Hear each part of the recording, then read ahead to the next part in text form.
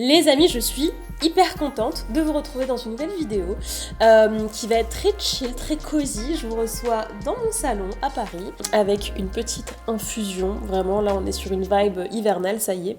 Et j'avais vraiment surtout envie de revenir dans une petite vidéo chit chat make-up, ambiance YouTube 2015, surtout pour vous partager un petit peu mes états d'âme du moment, partager aussi comment je me prépare à l'aube d'une nouvelle année, puisque là on est début décembre. On est lundi matin d'ailleurs, j'ai ce matin bossé un peu sur tous mes trucs un peu urgents, mes mails, mes trucs, mes machins, tout ce qui dépendait de moi en termes de validation. Et cet après-midi, j'ai des calls avec l'équipe, comme d'habitude. Donc j'ai un call avec ma consultante SEO, SIA, j'ai un call avec Antoine qui m'accompagne sur la partie DA, montage vidéo, etc. Pour parler un petit peu de la suite. Attendez, j'ai des petits messages qui arrivent en même temps. Je vais couper ça. Je suis en train de tourner. Vous voyez, c'est pour ça, on peut jamais être tranquille. Alors, quittez WhatsApp, quittez message, quittez Telegram, on quitte tout là. Voilà. Donc qu'est-ce que je vous disais ? Je vous disais, voilà, j'ai perdu le fil de mes idées. Non, je vous disais que j'avais plein de choses à vous partager et surtout, voilà, à l'aube d'une nouvelle année, moi, il y a plein de petites choses que j'essaie de mettre en place, que ce soit en termes de rythme, en termes de réflexion, en termes de manifestation, etc. Donc je me suis dit que c'était l'occasion de vous en parler dans cette vidéo. Donc ce que je vous propose, c'est qu'on fasse un peu mon make-up ensemble, parce que là, je me suis pas encore, je suis douchée, habillée, coiffée, mais je n'ai pas encore fait mon make-up, donc j'ai récupéré tout le matos et on va faire ça ensemble. Laissez-moi déboutonner le bouton de mon jean, me mettre à l'aise et on y va. Ok, alors première étape que je fais tout le temps déjà, c'est mettre un petit peu de baume à lèvres. Celui-ci, c'est un baume à lèvres Aven, je l'ai tellement utilisé qu'il n'y a même plus d'inscription dessus, mais il est incroyable, je l'adore. À la base, il n'était pas à moi, mais je l'ai piqué à mon coloc. Donc je commence par faire ça, une bonne couche là parce que c'est l'hiver et que les lèvres elles souffrent à ce moment-là. Alors, qu'est-ce que je voulais vous dire ?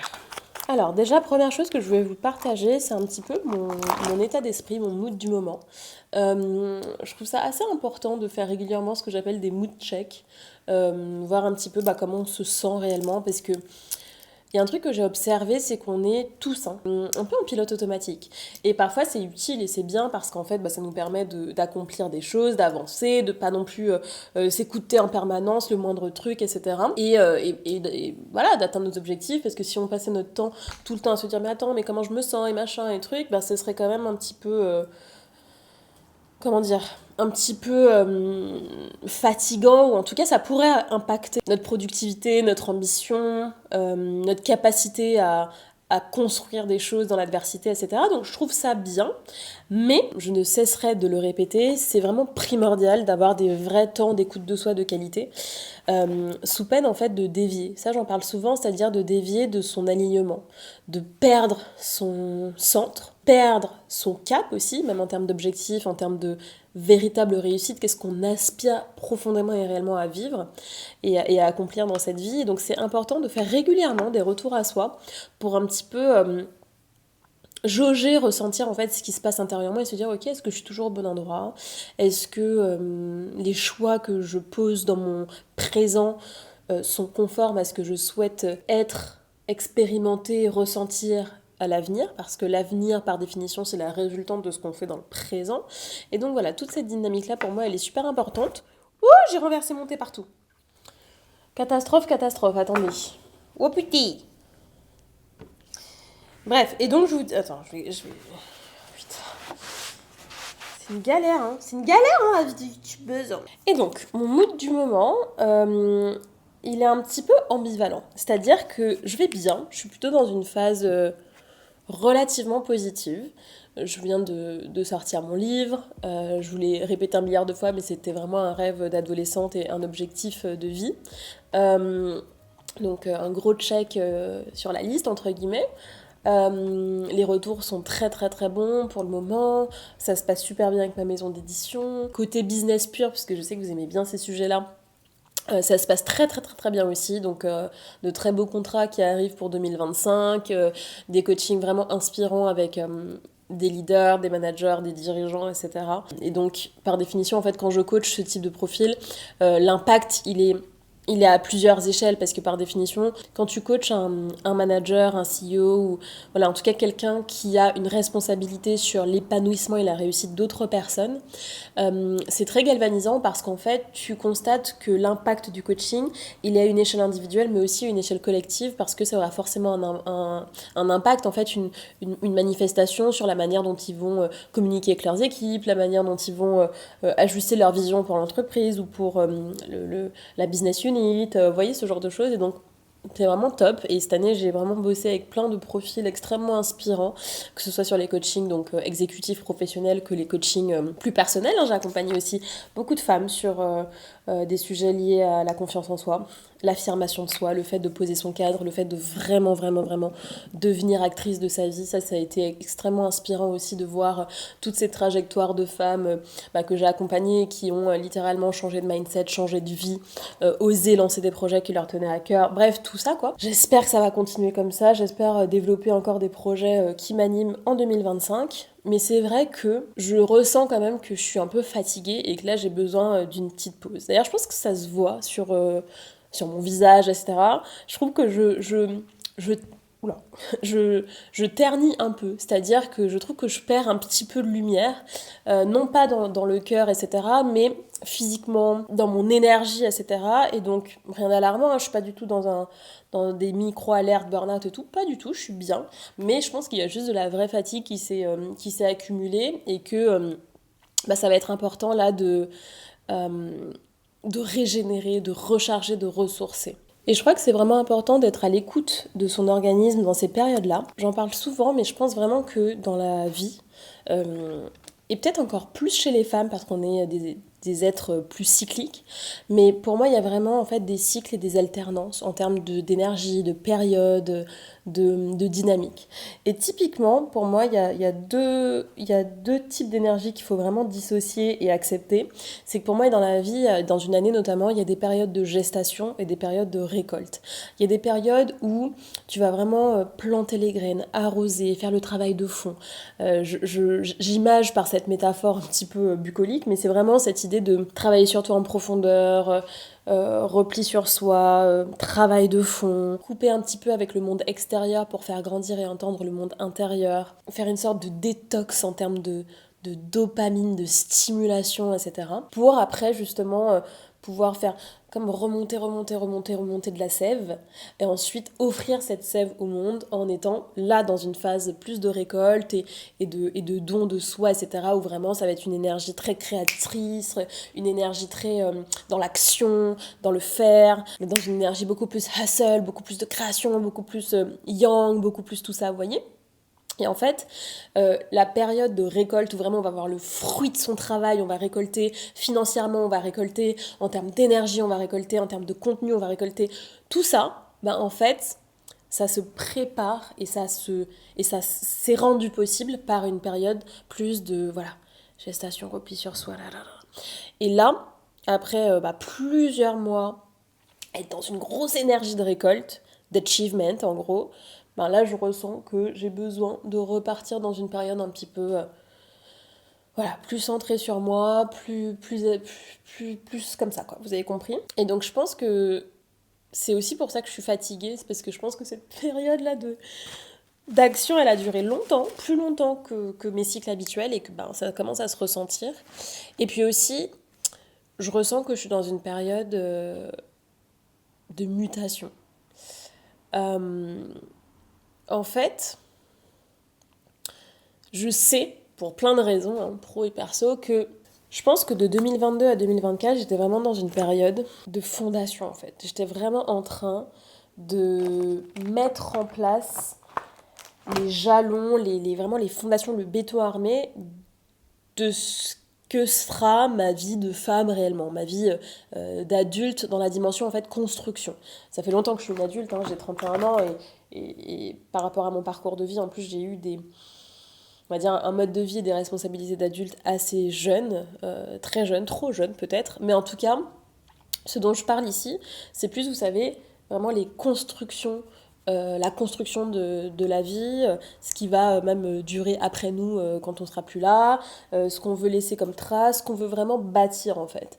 Et j'ai eu le sentiment que oui, ces 3 dernières années, j'étais vraiment dans les fondations, dans rendre solide tout un tas de choses, des relations, des compétences, du réseau, plein de choses, même aussi faire le tri dans mes ambitions, dans mes aspirations, bien comprendre ce qui était vraiment à la racine de mon être, etc.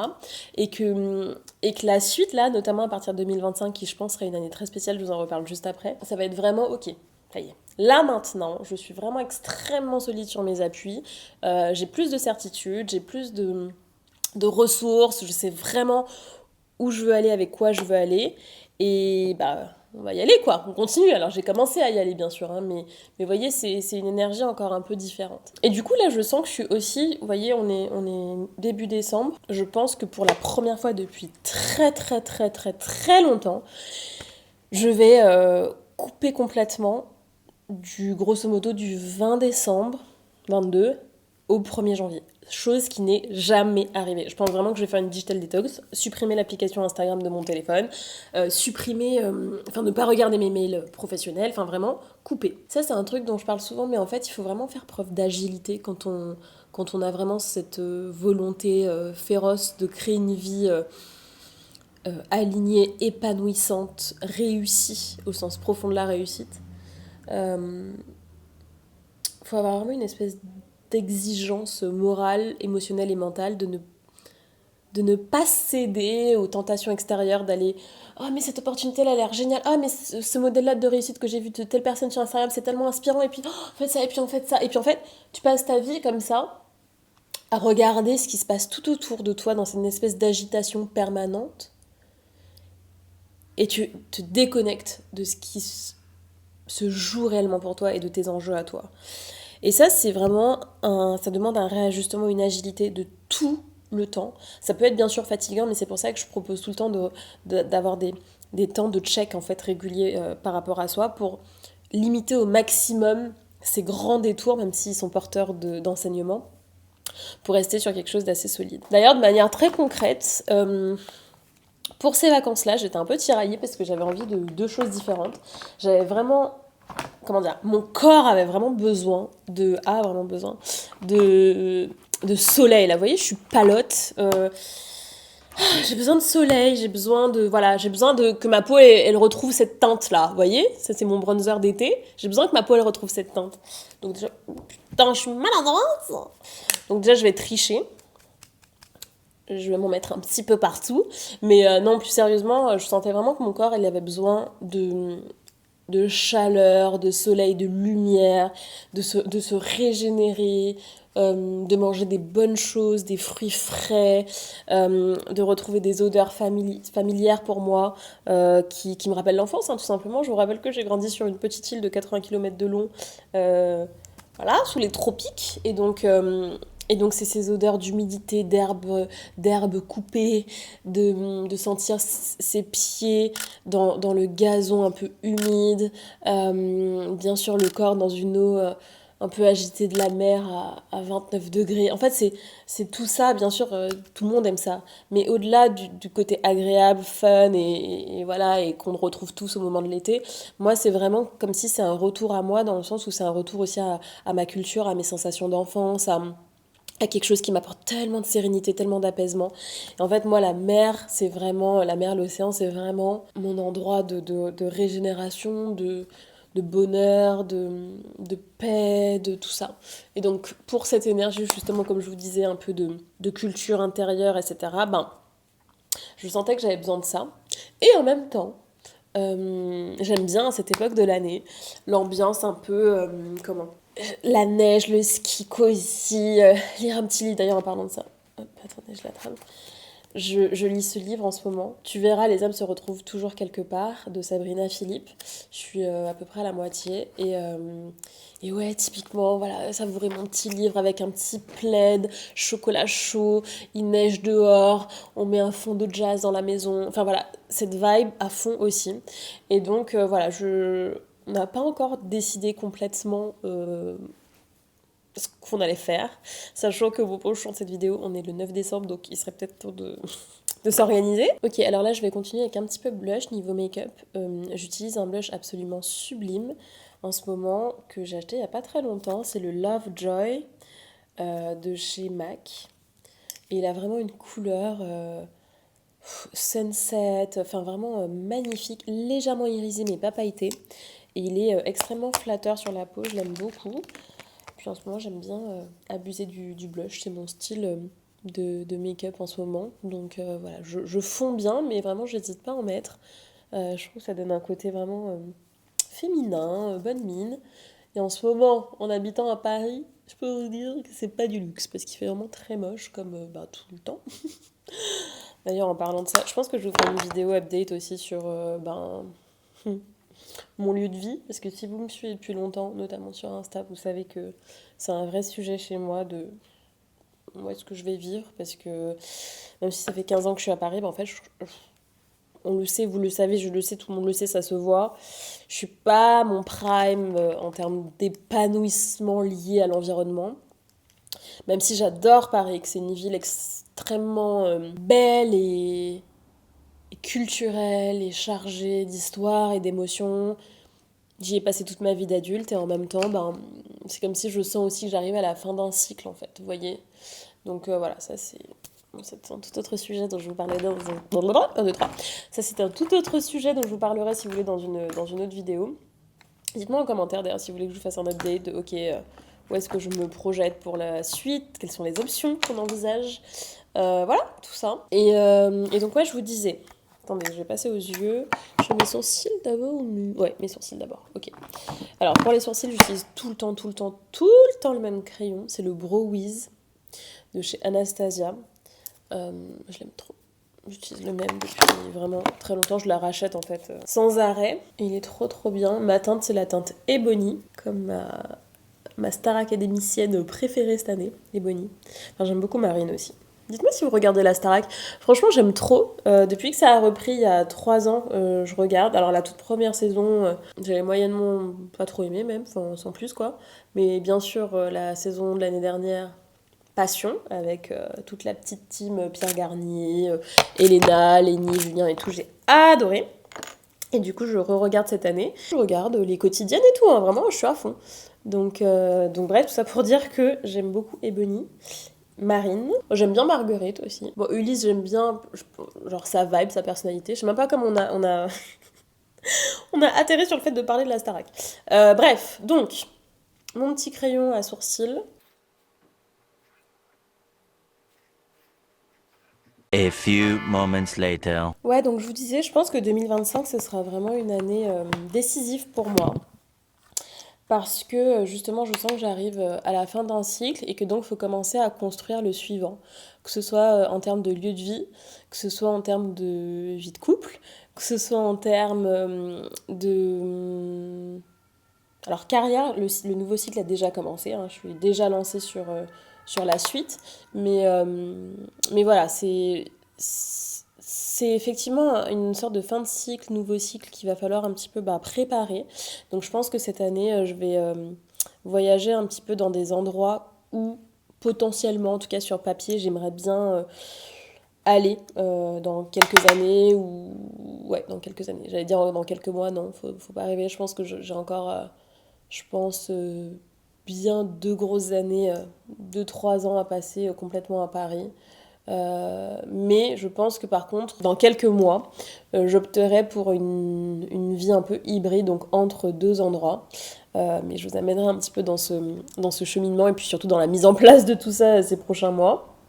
Donc ça, clairement, je pense que ce sera au programme de ma chaîne YouTube de 2025. Et du coup, petit à petit, je commence à réfléchir à mon vision board, mes priorités, ma liste d'objectifs, etc.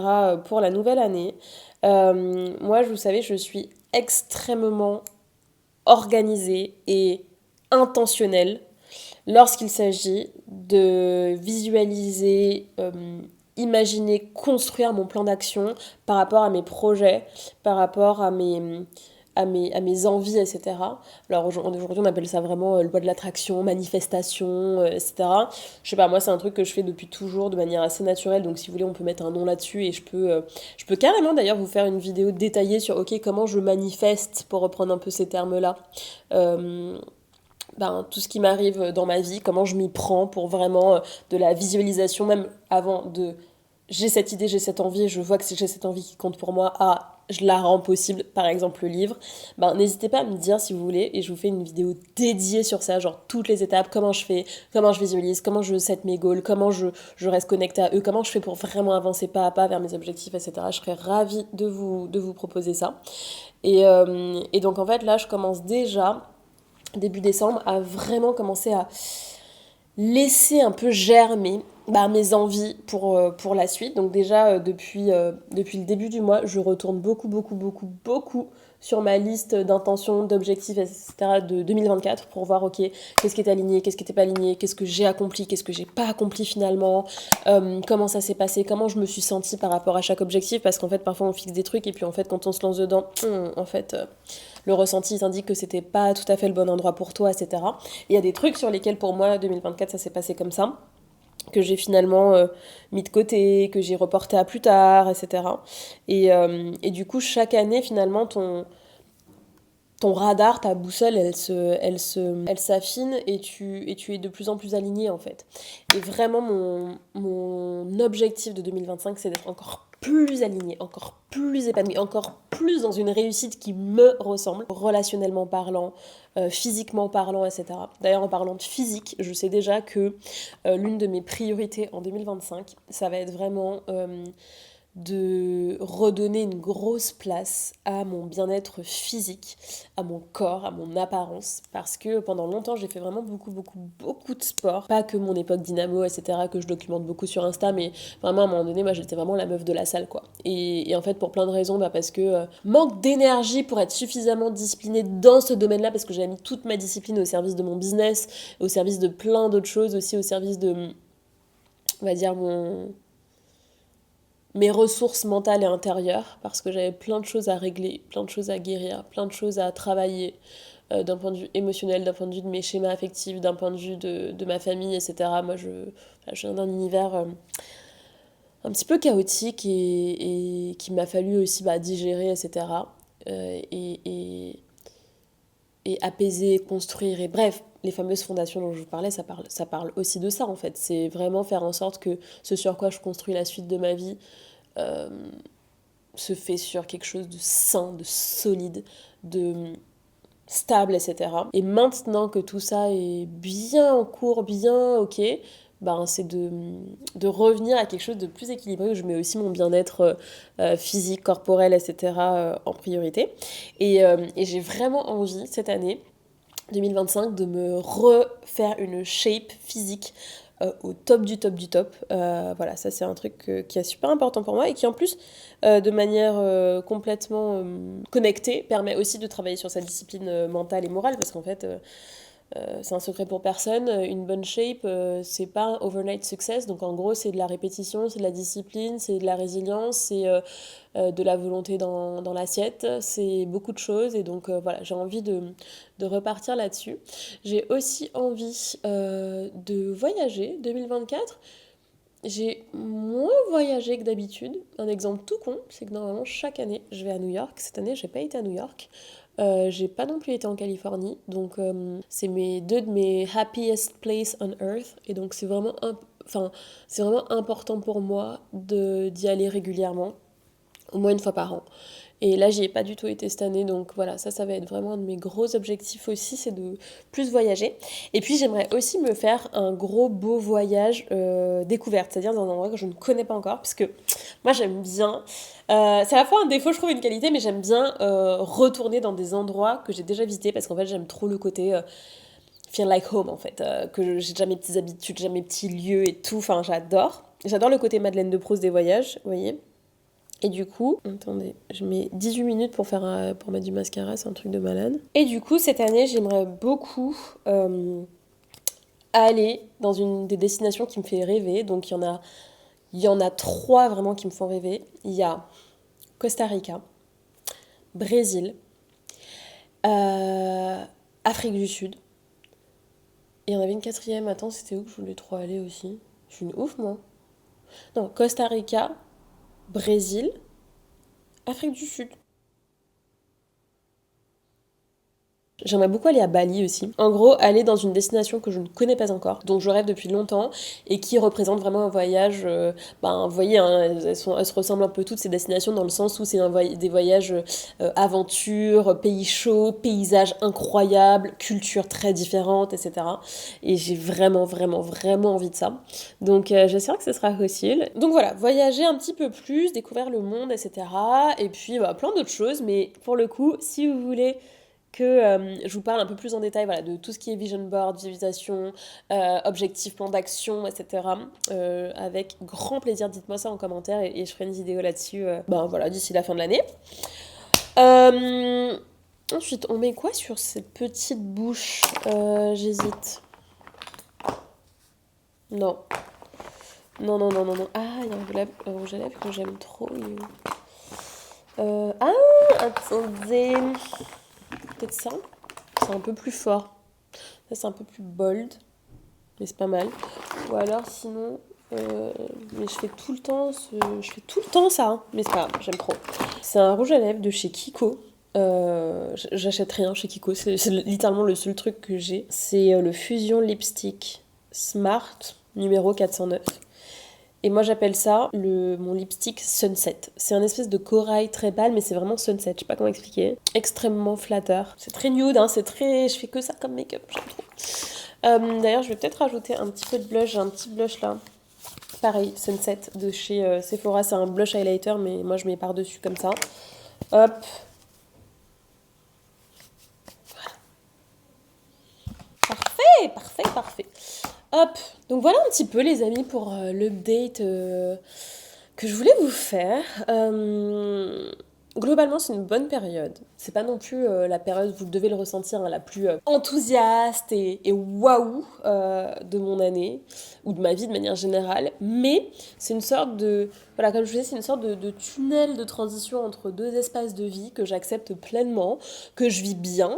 Et j'ai aussi hâte, en fait, de voir ce qui m'attend, entre guillemets, de l'autre côté. Je sais pas tout à fait la longueur, en fait, de ce tunnel... mais c'est pas un tunnel noir qui fait peur et qui est lourd et qui est écrasant et qui est angoissant. C'est un tunnel lumineux avec plein de petites portes inattendues, avec tout un tas de petites leçons qu'on attrape au fil de l'eau. Mais c'est vrai, je reconnais que j'ai quand même hâte en fait d'arriver dans cette espèce de nouveau monde dont je suis la première créatrice, hein, donc c'est une hâte, non pas attentiste en fait, c'est pas une posture passive, c'est une posture complètement active, mais c'est une hâte quand même et donc c'est aussi pour ça que là je sens que je vais rentrer dans une période où j'ai besoin de remobiliser mes ressources pour vraiment créer la suite et faire en sorte que ça soit... synonyme de bonheur, d'épanouissement, d'alignement, de réussite, d'ambition, bref, toutes les choses qui me tiennent à cœur et que je vous partage d'ailleurs dans toutes ces vidéos. Donc voilà les amis, j'espère que vous avez passé un joli moment avec moi dans la vidéo d'aujourd'hui. N'hésitez pas à liker, à vous abonner à la chaîne, c'est très important parce que vous êtes beaucoup à regarder sans être abonné. Et puis à partager ces vidéos, peut-être à une copine, à quelqu'un qui ça ferait du bien, à quelqu'un à qui vous aimeriez peut-être faire découvrir la chaîne.